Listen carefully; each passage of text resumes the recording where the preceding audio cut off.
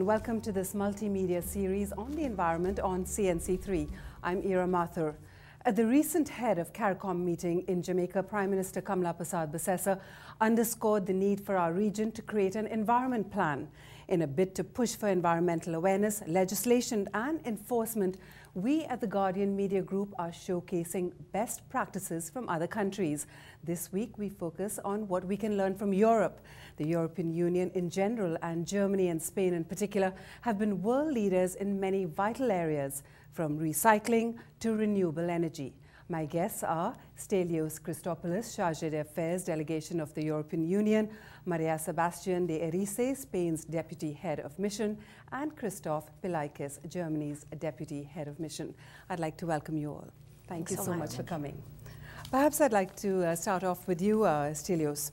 There is that traditional argument that developed countries can afford to be environmentally correct, whereas developing countries are fighting basically to choose between the basic needs of their people and being environmentally correct. Where do you stand on this?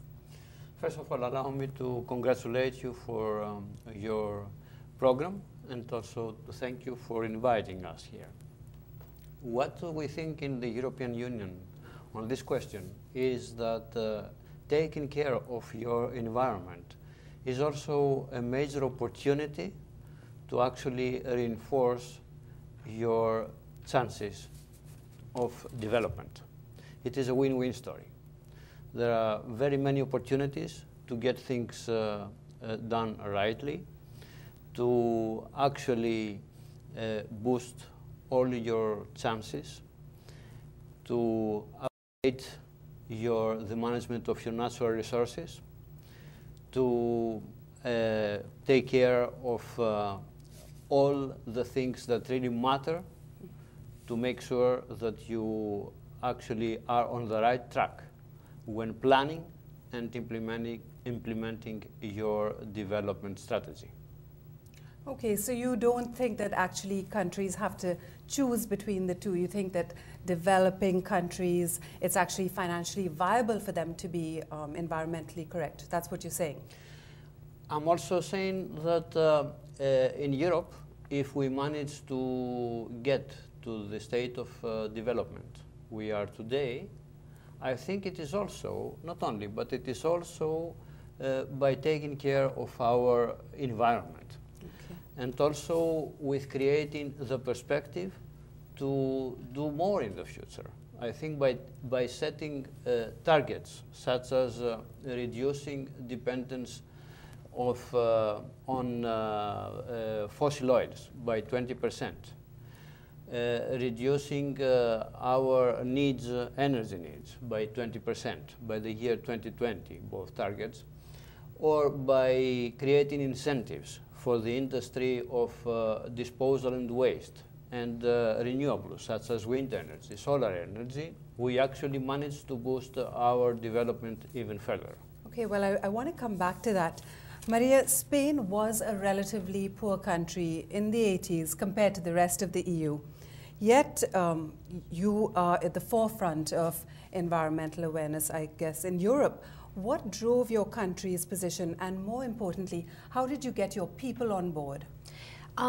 Well, what drove our country was basically the necessity, which is urgent as all these days, but precisely maybe because of certain circumstances through which my country was going, we had to become aware of the importance of environmental issues.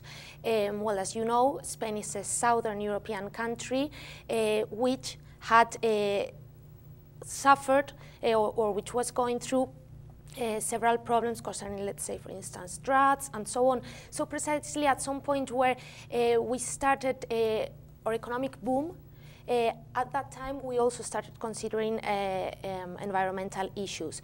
How did we get our society on board? Well, we have implemented, and since the beginning we were precisely aware of the fact that economic development needed to go hand by hand with sustainable development. And of course several policies were implemented trying to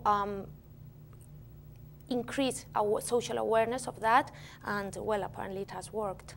Yes, it apparently has. I want to come to you now, Christoph. In 1991, Germany made actual history when it passed laws shifting the responsibility for the entire life cycle of packaging to producers.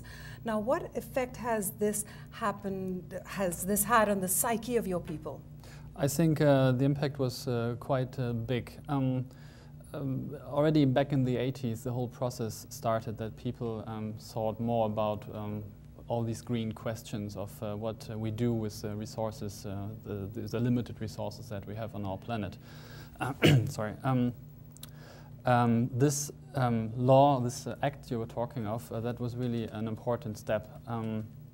It shifted, as you said, the responsibility towards manufacturers to have to cater for the recycling or the disposal of every packaging material they sell. How does that actually work?